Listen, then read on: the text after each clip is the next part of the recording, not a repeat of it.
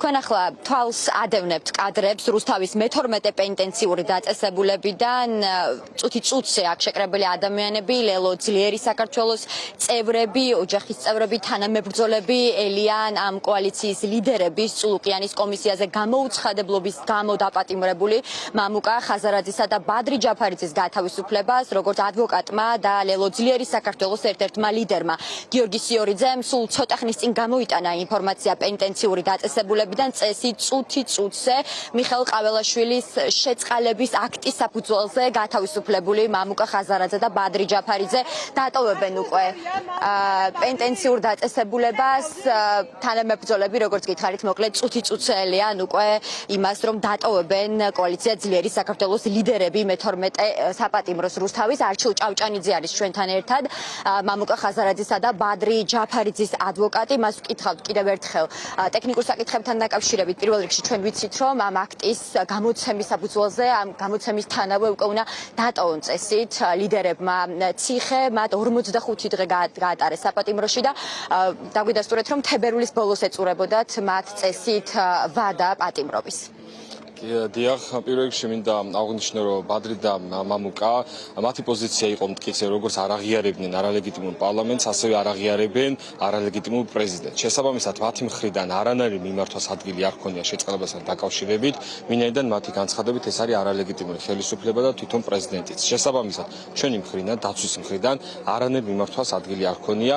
ეს გადაწყვეტილება მიიღო მიხეილ ყაველაშვილმა და მისი აქტის საფუძველზე დღეს უკვე ეს ადამიანები დატოვებენ საჯავახსოვრების დაწესებულებას. შესაბამისად, ველოდებით წუთი წუთზე ეს პროცედურები, რომელიც უნდა ჩატარდეს და შესაბამისად ადვოკატები არ შევდივართ, იმიტომ რომ არ შეფერხდეს ეს გამოსვლის, ასე ვთქვათ, პროცედურები.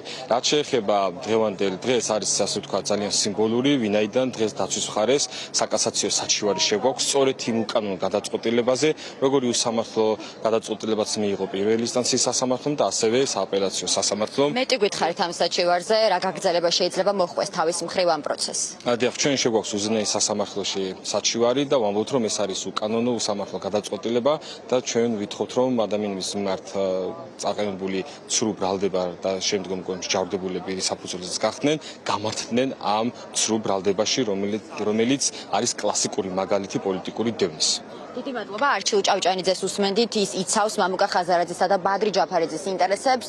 კოალიცია ძლიერი საქართველოს წევრები ხას უსვამენ იმას, რომ არალეგიტიმური პრეზიდენტისთვის მიხეილ ყაველაშვილისთვის არც ერთხელ მამუკა ხაზარაძესა და ბადრი ჯაფარიძეს არ მიუმართავთ შეწყალების მოთხოვნით. ეს გადაწყვეტილება თავად ქართულმა ოცნებამ მიიღო. მიხეილ ყაველაშვილის სახელით უკვე გამოქვეყნდა წერილი, რომელიც ნახა საზოგადოებამ. მიხეილ ყაველაშვილი ხსნის ამ გადაწყვეტილების მიღების мотиваციას, რომ თითქოს მას სურს 2025 წელს ოქტომბერში მუნიციპალური არჩევნები გაიმართოს თანასწორ პირობებში და ამისთვის მნიშვნელოვანია შეიქმნას კონკურენტული გარემო და იყვნენ შესაბამისად პოლიტიკური სუბიექტები თანაბარ პირობებში. ოთო ფარულავა არის ჩვენ გვერდით, ის ლელო ძლიერი საქართველოს ახალგაზრდული ორგანიზაციის წევრია.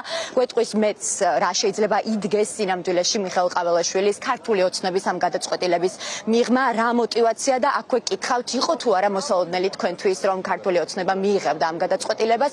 მათ შორის შეიწყალებდა იმის საფუძველზე მამუკა ხაზარაძესა და ბადრი ჯაფარიძეს, რომ ლელო გადის მუნიციპალურ არჩევნებზე.